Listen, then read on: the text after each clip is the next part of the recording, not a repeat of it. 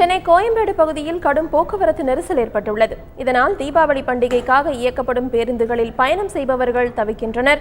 இது தொடர்பான கூடுதல் தகவல்களை தருகிறார் செய்தியாளர் நாகராஜ். தீபாவளி பண்டிகைக்காக தமிழகம் முழுவதும் 11,959 பேருந்துகள் இயக்கப்படுகின்றன. இதற்கான உத்தரவை தமிழக முதல்வர் ஜெயலலிதா சமீபத்தில் வெளியிட்டார். இதனைத் தொடர்ந்து நேற்று முதல் சிறப்பு பேருந்துகள் சென்னையிலிருந்து இயக்கப்படுகின்றன. சென்னை மட்டுமல்லாது தமிழகம் முழுவதும் இயக்கப்படுகின்றன. இந்த நிலையில் இன்று சென்னையிலிருந்து 1146 சிறப்பு பேருந்துகள் இயக்கப்படுகின்றன. சனி, ஞாயிறு, திங்கள் மற்றும் செவ்வாய் ஆகிய நாட்களில் ஊர்களுக்கு செல்வதற்காக பொதுமக்கள் தினந்தோறும் சென்னை கோயம்பேடுக்கு வந்த வண்ணமாக உள்ளனர்.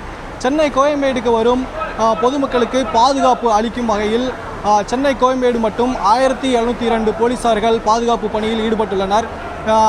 பொதுமக்களை கண்காணிப்பதற்காகவும் அவர்களது பாதுகாப்பை உறுதிப்படுத்துவதற்காகவும் சென்னை கோயம்பேடு முழுவதும் 36 கண்காணிப்பு கேமராக்கள் பொருத்தப்பட்டுள்ளன. இது தவிர்த்து சென்னையிலிருந்து வெளியே செல்லும் பேருந்துகள் போக்குவரத்து நெரிசல் இல்லாமல் செல்வதற்கும், வெளியூர்களிலிருந்து சென்னைக்கு வரும் பேருந்துகள் போக்குவரத்து நெரிசல் இல்லாமல் கோயம்பேடுக்கு வருவதற்காகவும் 550க்கும் மேற்பட்ட போக்குவரத்து போலீசார்கள் பணியில் ஈடுபட்டுள்ளனர்.